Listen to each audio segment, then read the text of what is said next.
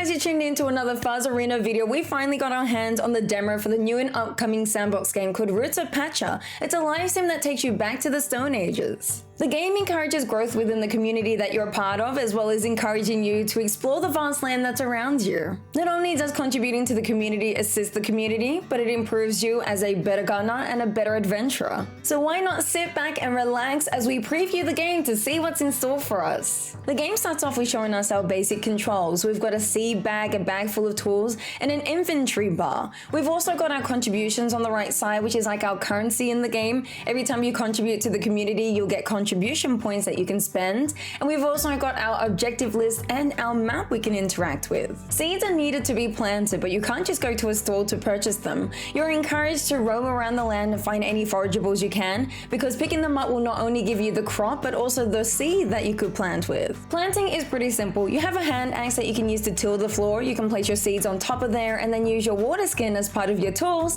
to water your crop with. While hovering on top of your seed bag, you can press tab to cycle through your seeds, or you can press E to specifically select the seed that you want. You can also do this for the bag of tools that you have. Watering your crops is quite limited because there's not a lot of water in your water skin, so try to not plant too many crops. You can always replenish your water skin by a body of water, and you can always continue planting, but just know that this will use up your stamina, which is going to be quite important in your gameplay. Eventually later on in the game, you can upgrade that water skin into a water bucket, which not only will hold in more water, but will also allow you to charge up and water 3 crops at the same time. Special events will occur on certain days that you wake up, including your rite of passage, which the Pacha residents will honor Pacha for the guidance they provided. Your character is asked to choose one of the following 4 options: to have your crops grow quicker for the next month, to have your luck increase for better fishes for that month, to receive bonus friendship points when interacting with Pacha residents for the month, or having your maximum stamina increase for that month. I hope to see this become a regular thing because it's really hard to choose an option. No option is wrong, it just depends on which one you're more interested in for that month. Eventually you'll find yourself venturing into the forest on the east side of the map that offers different types of flora and fauna. There are forages such as garlic that you can find in spring, as well as creatures that seem disinterested in you at first, but I will mention their importance later on. When you enter the forest, there's a mountain that you get to climb, and at the very top of the mountain there is a cave you can enter.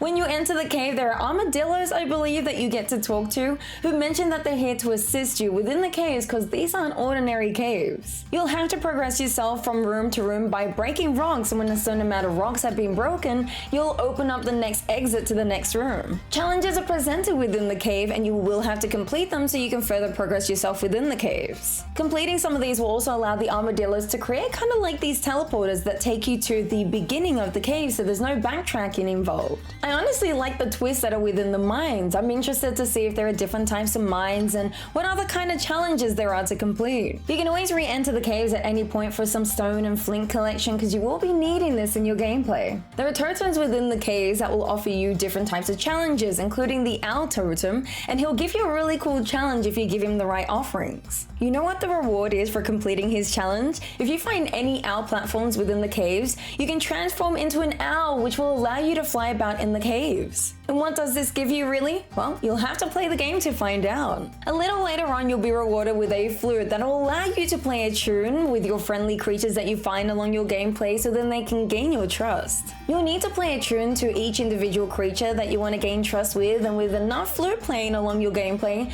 they'll befriend you. This will be important for a later point. Now, fishing is definitely in this game, and this mini game will prove that you need to have patience in this game. Take it from someone who isn't patient, patience is required for fishing. Different fishes will have different lengths of patience to catch them. You'll need to hover your tool on top of the fish and wait until the green bar under the fish is completely green before you're prompted to catch the fish. Common fishes will have less green bars, which means there's less patience required, whereas less common fishes will have more bars, which means more patience is required. Eventually, you'll get yourself a spear, which will assist in fishing. I believe it reduces your bar of patience required for a fish by 1 bar, which definitely helps for those less common fishes to catch. I'm curious to see what kind of upgrades we get with our fishing tools. I know in the trailer that there is a fishing rod, which wasn't available in the demo version, but I'm curious to see how that's going to work.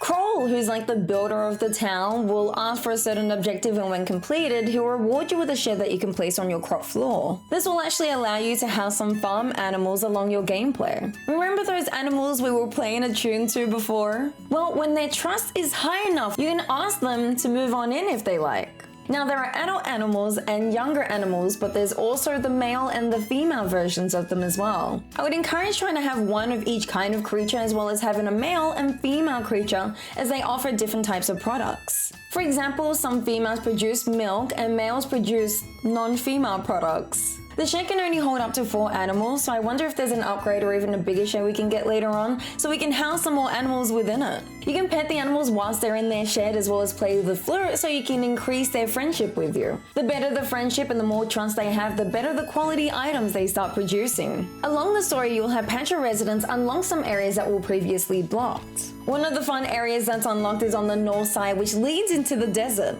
Here is not only new animals that you get to encounter with and to befriend, but there's also new crops that you can find. Now, the desert is quite large and navigating through it can be confusing, so follow along the wall, because not only will this help with navigating through the area, but there are also crops that you can find alongside the walls. There is a mini river that you can follow along if you ever get lost as well, because once the land gets empty, you can follow this along to exit from the desert. A little quick tip, there are mammoths you can encounter here. Now, the bigger ones don't seem too interested in gaining your trust, but the little ones are.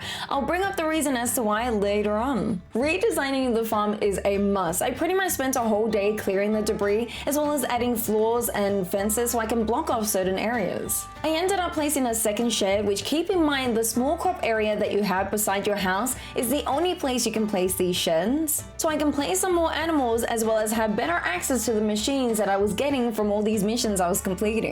I eventually found out the hard way that summer was around the corner, but this could only mean one thing: new crops to find. Be wary of the time that's displayed on the top right, because let's just say your crops disappear. But the more that you plant and collect, the more that you find out about the crop, including how many days it takes to grow, what seasons they grow in, as well as if that crop regrows. Do you remember that mammoth that I mentioned before that you can befriend, the little mammoths? Well, you can actually befriend them enough to ask them to be your pet. They'll hang out in your house or roam around the village and plop around when they're tired. You can pet them if you want to increase your trust with them, and even ask them to follow you around on your adventures. I'm interested to see what other animals will be okay with being my pet, because he is so cute.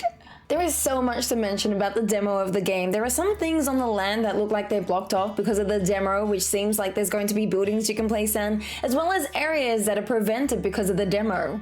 If you're interested in playing the demo, you can do that right now over on Steam. As for the full release, you can expect to play it during the Steam Next Fest, which is going to be on Monday the 13th of June at 10 AM PST time. I'll link some details down in the description to those that are interested in it. I hope you've enjoyed your stay. Till next time, take care.